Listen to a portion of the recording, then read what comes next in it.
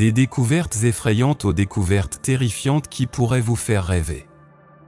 Que ce soit dans des ruines antiques ou dans des créatures étranges qui rôdent dans l'ombre, les drones ont révélé quelques-unes des énigmes les plus déroutantes à ce jour. Aujourd'hui, nous faisons des découvertes bouleversantes où la réalité rencontre l'étrange et le troublant. Numéro 1.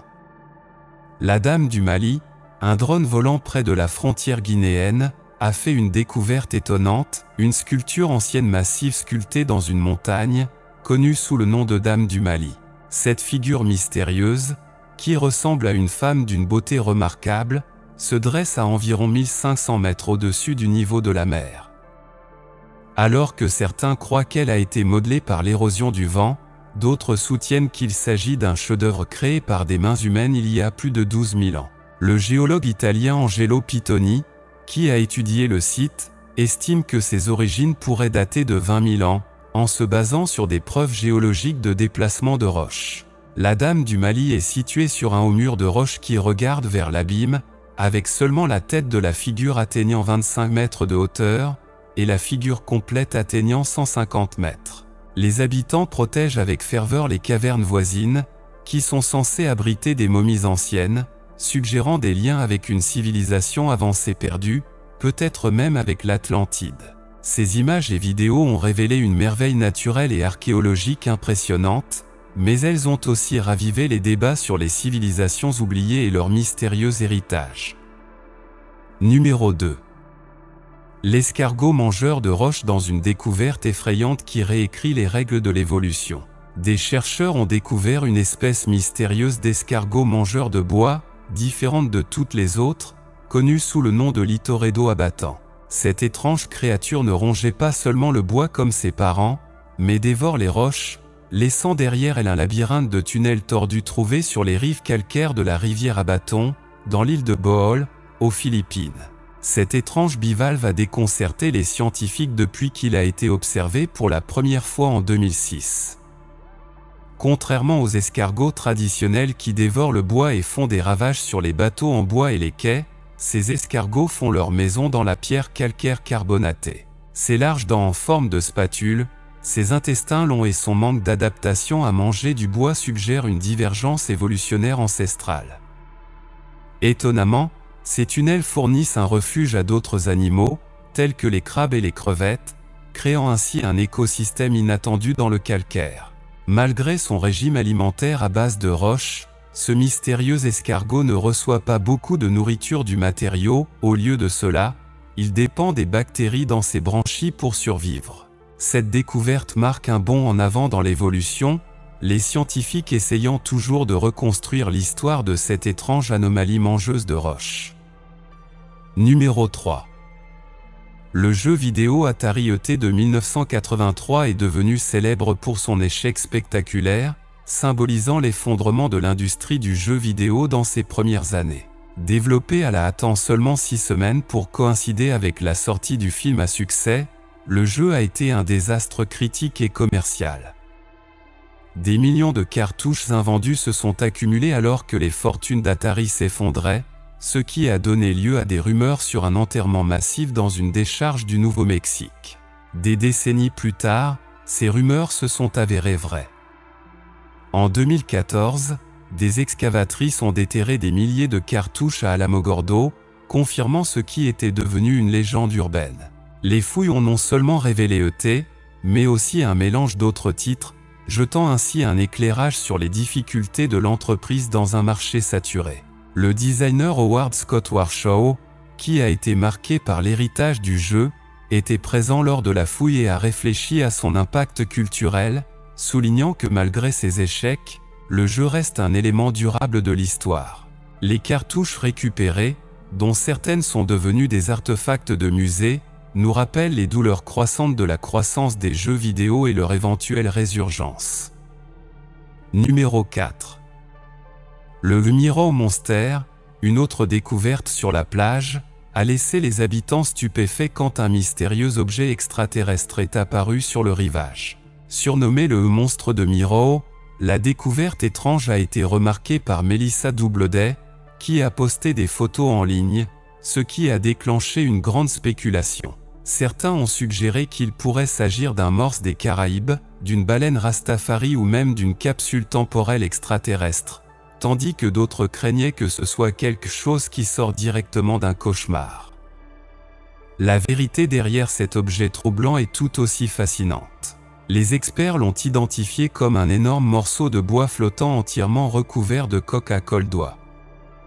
Ces mystérieux crustacés de type pieux se fixent sur des surfaces submergées comme des épaves ou des débris et se déplacent avec un mouvement inquiétant semblable à celui d'un ver. Ces capsules brillantes en forme de coquille ajoutaient une touche encore plus étrange à l'apparence de l'objet. Pour rendre les choses plus étranges, le monstre dégageait une odeur désagréable et semblait être en vie à cause du mouvement constant des carangues. Bien qu'inoffensif, leur aspect extraterrestre et la scène effrayante du bois flottant traîné vers le rivage au coucher du soleil ont créé une découverte inoubliable, sortie directement d'un cauchemar en bord de mer numéro 5. L'échiquier de Kis, un artefact de calcaire nommé ainsi pour sa découverte dans l'ancienne ville sumérienne de Kis, en Irak, a généré une certaine confusion quant à la date de sa découverte, certaines sources suggérant 1923 et d'autres 1933. Les scientifiques ont daté la tablette à l'époque d'Uruk, il y a plus de 5000 ans, selon la plupart des experts en langues et cultures anciennes qui ont examiné la tablette de Kis. Il est considéré comme le document écrit le plus ancien du monde, ce qui en fait un document d'une grande importance. Cependant, l'écriture de la tablette, qui est partiellement pictographique, semble être une sorte de protocunéiforme. La traduction des inscriptions protocunéiformes reste un défi majeur, ce qui indique que comprendre les messages de la tablette nécessitera probablement de nouveaux progrès dans notre compréhension des premiers langages écrits. Par conséquent, bien qu'il soit hautement probable que la tablette de Kis contienne des messages importants, il reste incertain si un jour nous pourrons en comprendre complètement le contenu. Numéro 6. Nous ne savons pas grand-chose sur les peuples pictes de l'ancienne Écosse, mais une des rares choses que nous savons est qu'ils étaient très intéressés à faire des dalles en pierre en forme de croix. Ils ont fabriqué au moins 50 de ces dalles, qui auraient pu être un type de pierre de marquage, et parmi toutes, la pierre de Dingu est la mieux conservée et la plus fascinante. Les archéologues ont deux idées sur la façon dont cette pierre, qui a été faite il y a environ 1200 ans, aurait pu être utilisée. La première est qu'il servait de point de référence, aidant les Pictes à trouver leur chemin du retour après une journée de travail. La seconde est qu'il servait d'avertissement aux non-Pictes, les avertissant qu'ils vivaient à proximité et que si les intrus s'approchaient trop près, ils pourraient être mis en danger de mort. La théorie de l'avertissement pourrait être l'explication la plus probable, certainement expliquerait pourquoi la pierre est couverte de boucliers, d'épées et de figures humanoïdes avec des têtes d'animaux. Si vous voyez cela en marchant dans les bois ou un champ, vous ne le verriez probablement pas comme une invitation. On pense que le revers de la pierre est décoré d'une forme décroissante et d'un motif en spirale, bien que les archéologues qui l'étudient actuellement aient été curieusement réticents à fournir des photos de ce côté de la pierre. Il y a peut-être quelque chose qu'ils ne veulent pas que nous voyions. Numéro 7. Il fut un temps où nous pensions comprendre le soi-disant disque céleste de Nebra. Les experts étaient presque certains qu'il avait environ 3600 ans et représentait le Soleil, une lune croissante et les étoiles qui forment les Pléiades. Mais, à partir de septembre 2020, toutes ces théories sont devenues obsolètes. 12 experts de l'université Goethe de Francfort, en Allemagne, ont conclu qu'il est en fait 1000 ans plus jeune que ce qu'on pensait et donc un médaillon de l'âge du fer. Changer l'âge de l'objet signifie que les hypothèses astronomiques sur ce qu'il représente doivent également être considérées comme obsolètes. De nouvelles questions se posent également sur l'origine de l'artefact. Il a été découvert en 1999 dans la région de Saxe-Anhalt, en Allemagne, mais le cuivre utilisé pour sa construction provient d'Autriche et l'or et le bronze proviennent de Cornouailles, en Angleterre. Quelqu'un a pris beaucoup de mal pour le créer, en utilisant des matériaux rassemblés à partir de différents endroits. Cependant, si nous avons tort sur son âge en 1000 ans, alors nous devons accepter que les étoiles représentées dans ce livre ne sont probablement pas les Pléiades. Que pourrait-il représenter à la place ? Malheureusement, nous n'en avons aucune idée pour le moment. Numéro 8. Formation rocheuse d'Al-Nasla. La formation rocheuse d'Al-Nasla s'élève au-dessus de son environnement, avec des pétroglyphes datant de milliers d'années et des traces d'occupants humains qui remontent à l'âge du bronze. Sa caractéristique la plus remarquable, cependant, est qu'elle est divisée en deux, avec chaque pièce du bloc reposant sur un petit piédestal mince. Bien que beaucoup de gens se demandent si la nature a pu créer une telle caractéristique, des facteurs géologiques importants sont responsables d'une des formations rocheuses les plus impressionnantes du monde. Sur le dos d'Al-Nasla, on peut trouver une autre articulation fracturée, parallèle à la fissure principale, ce qui pourrait être un indice. L'érosion du grès et du calcaire a donné lieu à des phénomènes spectaculaires dans toute la péninsule arabique. Les séismes et les lignes de faille ont pu jouer un rôle dans la formation de la fissure d'Al-Nasla. Bien que son destin soit inévitable, Al-Nasla reste une merveille géologique. Numéro 9. Une découverte archéologique, il ne doit pas être particulièrement grand pour être intéressant. Regardez simplement ce seau de pierre délicatement gravé comme preuve. Il est de l'Empire assyrien et a environ 3000 ans. L'artefact a été trouvé près du château de Kaban, à Diyarbakir, en Turquie, en octobre 2019. Il est inscrit avec une figure humaine qui est censée représenter une divinité, ainsi que des représentations d'un oiseau, l'arbre de vie et un pot d'eau bénite. Un tel objet aurait été utilisé pour indiquer le pouvoir et l'autorité, et peut-être pour confirmer l'authenticité d'un message. Sa découverte si proche du château soulève des questions sur l'ancienneté du château. Les archéologues ont pu prouver qu'il a au moins 1700 ans, mais de nombreux experts ont toujours soupçonné qu'il pourrait être beaucoup plus ancien. Cette découverte pourrait aider à le prouver. Même si la forme actuelle du château n'a que 1700 ans, il pourrait y avoir eu une colonie assyrienne beaucoup plus ancienne au même endroit, 1000 ans avant sa construction. Ce n'est qu'un petit artefact, mais il pourrait changer l'histoire. Numéro 10. Cascade de la flamme éternelle. Les cascades de la flamme éternelle sont une cascade de 35 pieds avec une grotte qui abrite une petite lumière scintillante d'environ 5 pouces de haut, allumée il y a des milliers d'années par les Amérindiens. On a longtemps cru que le feu se tenait à cause de poches de gaz qui remontent de l'ancienne et très chaude roche schisteuse. Cependant, les scientifiques ont découvert que le schiste sous la cascade n'est pas assez chaud et qu'il n'est pas assez vieux pour générer des poches de gaz. Cette flamme et ces fuites se sont produites dans ces endroits pendant des millions d'années, et on sait que la roche source, qui est à environ 400 mètres de profondeur, n'est pas particulièrement chaude et ne devrait même pas produire beaucoup de gaz, mais elle l'est et ne s'épuise pas. Donc, l'idée est que la création continue de gaz en profondeur est due à un mécanisme séparé. En d'autres termes, quelque chose d'autre doit maintenir la flamme éternelle brûlante, mais les chercheurs ne savent pas encore ce que c'est. Numéro 11. Les archéologues sont parfois un peu trop enthousiastes quand ils trouvent des artefacts intéressants. Nous sommes donc généralement un peu prudents quand quelqu'un décrit quelque chose comme la découverte du siècle. Les experts qui ont trouvé cet ancien bouclier celtique en décembre 2019 ont utilisé cette description, mais ils exagèrent. Nous vous laisserons décider. Le bouclier était la découverte la plus remarquable dans la tombe d'un guerrier celte qui contenait également un char, les squelettes de personnes enterrées debout et beaucoup plus d'armes. Le site funéraire, situé à Linton, dans l'East Yorkshire, en Angleterre, a environ 2300 ans. Bien que des humains ayant été enterrés avec des chariots au Royaume-Uni, c'est le premier et unique exemple d'un enterrement de ce type qui inclut également des chevaux ou des poneys. Ce qui rend le bouclier si inhabituel est son design de bord festonné, qui est totalement différent de tout autre bouclier de l'âge du fer jamais trouvé en Europe. On pensait auparavant que les boucliers avec des visages en métal et des dessins élaborés étaient utilisés exclusivement dans les cérémonies, plutôt que dans les batailles, mais les signes révélateurs de travaux de réparation effectués sur cet artefact suggèrent qu'il a vu la bataille plus d'une fois.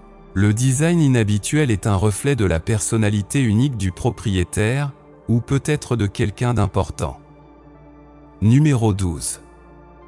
La randonnée du Huayna Picchu au Pérou, elle peut être difficile et terrifiante parfois, mais c'est certainement l'une des meilleures choses à faire au Machu Picchu, la légendaire ville perdue des Incas. Ne t'inquiète pas pour le nom. Bien qu'il soit appelé l'escalier de la mort du Machu Picchu en raison de son sentier étroit et escarpé, il y a eu très peu d'accidents et de décès ici au fil des ans, et c'est assez sûr tant que vous ne vous dérangez pas. Huayna Picchu à une hauteur de 2693 mètres et seuls 3 escaliers mènent au sommet. La vue impressionnante du sommet est la raison principale pour laquelle les gens montent au Huayna Picchu. Il n'y a pas de meilleur endroit pour voir les ruines incas du Machu Picchu que de ce point de vue. Monter au Huayna Picchu prend environ 2 heures. Numéro 13. Il n'y a pas de réponse correcte à la question sur la couleur de la coupe de Lycurgue. Il peut être de 2 couleurs selon la direction dans laquelle on regarde et l'éclairage au moment où on observe. Cette curiosité de 1600 ans a déconcerté tous ceux qui l'ont vue depuis des siècles. La coupe a été faite en utilisant du verre dichroïque, qui peut refléter des particules de lumière de différentes manières. Si vous éclairez le verre par derrière, il aura l'air vert, mais si vous éclairez directement par devant, la couleur devient rouge. Il est presque certain que la personne qui l'a fabriqué comprenait les principes du verre qu'il utilisait, même si elle ne savait pas pourquoi il se comportait de cette façon. Les archéologues n'ont jamais rien trouvé de plus semblable, ce qui n'est pas surprenant étant donné la finesse de la coupe. Nous ne pouvons donc pas exclure la possibilité qu'une seule personne dans l'ancienne Rome ait compris le potentiel du verre et comment en faire de belles choses. Numéro 14. La roche de l'onde, l'océan n'est pas le seul endroit en Australie où vous pouvez attraper une vague. Une vague impressionnante qui ne se brise jamais et est complètement figée dans le temps se trouve à seulement 3 km à l'est du paisible village d'Aidan, dans la région dorée de l'Australie. Au fil des ans, la roche de vague a joué un rôle important dans la vie des aborigènes australiens. Il a 2,63 millions d'années, bien avant que les dinosaures n'habitent la Terre, et forme le côté nord de Henrock, un massif de montagnes. Numéro 15. Nous savons que nous connaissons tous quelqu'un qui aime le sport, à tel point qu'il fait de son amour pour les sports la base de sa personnalité. Apparemment, il y a environ 2000 ans, il y avait aussi des gens comme ça. Nous le savons parce que la tombe d'un soi-disant ancien sportif a été trouvée à Buanu, en Bulgarie, en septembre 2019. À l'intérieur de la tombe se trouvaient les restes squelettiques de son occupant et une cruche qui est supposée représenter la tête d'un boxeur ou combattant. Les experts de la scène croient que le site d'enterrement est une acropole appartenant à une famille d'élite de la société thrace. Le Thrace le plus connu de l'histoire fut Spartacus, l'esclave rebelle qui se dressa contre les Romains. Cette tête thrace est en bronze et a probablement été utilisée comme récipient pour le stockage de liquides, tels que le parfum ou le baume. L'idée qu'il représente un boxeur ou un lutteur vient du fait que le nez de l'homme est visiblement cassé. Les experts ont écarté la possibilité qu'il s'agisse d'un portrait de la personne enterrée dans la tombe, bien que curieusement il n'est pas dit pourquoi. Numéro 16. La colline des Croix, c'est un lieu de pèlerinage dans le nord de la Lituanie. L'histoire exacte de la pratique de laisser des croix sur la colline est inconnue, mais on pense que les premières croix ont été placées après une révolte en 1831. Au fil des siècles, les visiteurs catholiques ont porté non seulement des croix et des crucifix, mais aussi des statues de la Vierge Marie, des sculptures de patriotes lituaniens et des milliers d'effigies miniatures et de rosaires. Le nombre exact de passages est inconnu, mais on estime qu'il est d'environ 55 000. En 1992, la colline des Croix est devenue un lieu de pèlerinage populaire en Lituanie et représente la persistance pacifique du peuple lituanien malgré les dangers qu'il a connus au cours de l'histoire. La Lituanie est devenue une partie de l'Empire russe après la troisième partition du Commonwealth polonais-lituanien en 1795. En 1831 et 1863, les Polonais et les Lituaniens ont tenté, sans succès, de renverser les dirigeants russes. Ces deux révoltes sont liées aux origines de la colline, lorsque les familles ont commencé à ériger des croix symboliques sur le site d'un ancien fort sur la colline. Après la chute de l'Union soviétique en 1990, le travail des croix lituaniennes est devenu extrêmement populaire et la colline a été érigée pour rendre hommage à l'engagement du peuple lituanien de maintenir ses identités religieuses et nationales vivantes pendant ces temps difficiles. En conséquence, le nombre de passages a augmenté dans les années qui ont suivi l'ère soviétique et le public lituanien, libéré de l'oppression religieuse, a pu pratiquer ses croyances sans crainte de persécution. Numéro 17. Aujourd'hui, les gens se moquent de quiconque a un slogan ringard sur leur profil de réseaux sociaux ou sur les murs de leur maison, comme vivre, rire, aimer. Cependant, ils ne devraient pas le faire, parce que les gens ont écrit des pensées aussi bien connues sur des objets depuis la nuit des temps. Prenez par exemple cette collection de 80 miroirs en bronze. En avril 2021, les miroirs ont été découverts dans un cimetière de la province chinoise de Shaanxi. Les tombes d'où proviennent les miroirs sont supposées dater de la période des États guerriers, ce qui les rend vieux d'environ 2200 ans. Selon les archéologues, bien que beaucoup de tombes aient été pillées tout au long de l'Antiquité, les miroirs ont été laissés intacts, peut-être comme un signe de respect. Les archéologues modernes n'ont pas de telles réservées, en tant que telles, ils les ont prises à côté des têtes des morts. Les miroirs ont été occasionnellement découverts avec des traces de soie collées à eux, ce qui suggère qu'ils ont été placés dans des sacs ou des sacs en soie avant les funérailles. On les a trouvés dans le corps des hommes et des femmes, ce qui signifie que leur rôle symbolique était universel. Bonheur éternel, longue vie dans la mémoire et les richesses pour ma famille sont quelques-uns des slogans gravés sur eux. Numéro 18. Notre prochain artefact mystérieux est connu comme l'épée de 7 branches, mais il peut aussi être connu comme l'épée Sido. La légende raconte que cette épée de cérémonie fut remise à un dirigeant de la province de Yamato, au Japon, par un roi de Bae, dans ce qui est aujourd'hui la Corée du Sud. Il doit avoir existé dès l'an 720, car il est mentionné dans le Nihon Shoki, également connu sous le nom de les Chroniques du Japon, qui ont été achevées cette année-là. Le texte affirme qu'elle a été livrée pendant l'an 52 du règne de l'impératrice Jing, bien que cette figure soit presque mythique et qu'on ne puisse faire confiance à aucune datation liée à son prétendu règne.